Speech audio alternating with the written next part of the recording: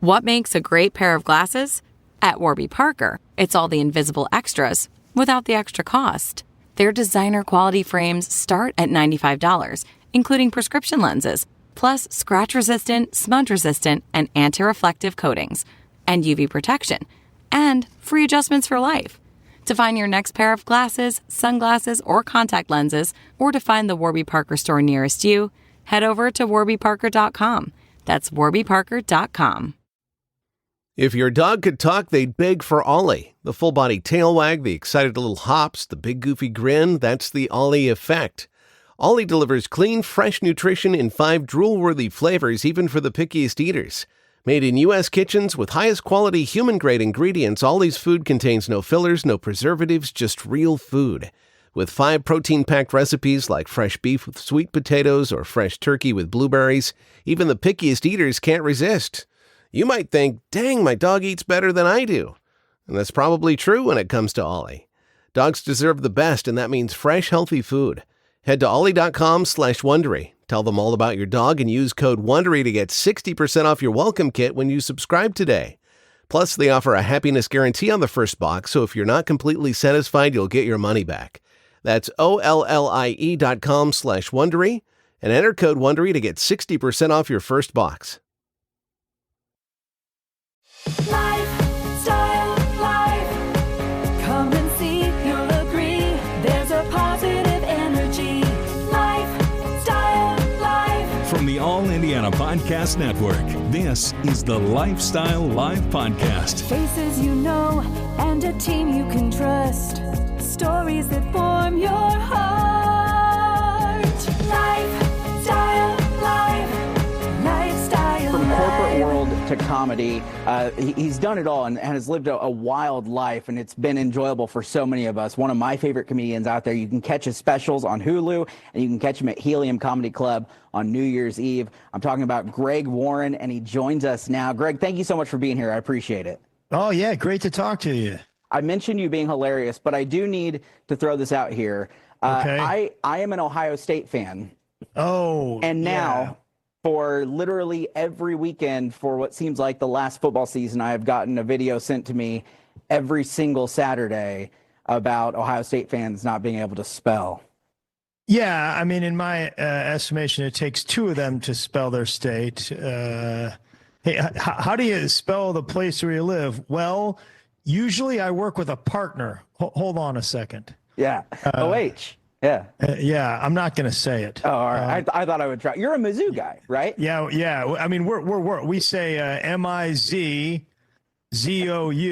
Yeah. and that is not remotely how you spell Missouri. Yeah, so No Z's anywhere in there. no Z's actually, even yeah. in there. Our old rival, Kansas, they say Rock Chalk Jayhawk, but they sing it like you're at a Catholic mass. You're just watching basketball, and all of a sudden you hear Rock Chalk Jayhawk.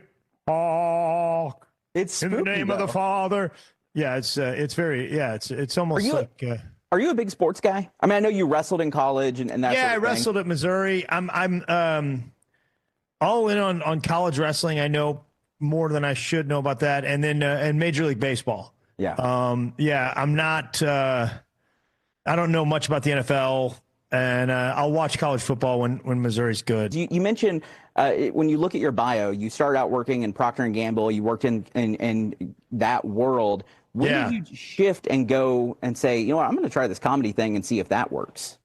It was 10 years. I was selling Jif and Pringles and Duncan Hines and Crisco, and yeah, Kroger was a big customer of mine, which I know is big in Indy. And I sold all that stuff, and I was doing stand up like off and on. I would sort of try it and then be like, "No, what are you doing? You got this great corporate job." And then, or I'd have a bad set and I'd be like, "You don't belong in this." And then I don't know, the last 3 or 4 years, I started having better sets, and it was in the back of my mind. And then I just made the leap in 2001. You know what? It's funny because I remember one of the times where I think I quit about 5 times, which is, if there's young people out there, don't don't quit, but, but I really did. I remember one of them was driving back from Indianapolis. I was working Crackers downtown, and this was in the late 90s. And I had that was the opener, and I did not have a good week. And I remember driving back being like, you need to double down on this peanut butter thing. This is, you're not good, you know? But I just could never quite get it out of my system. You're going to be in Indy on New Year's Eve. Those shows always so fun because people want to go out and have a good time. It adds a different element to that. Do you enjoy doing those sorts of things where it's kind of that anticipated, people want to come laugh, they want to be a part of that?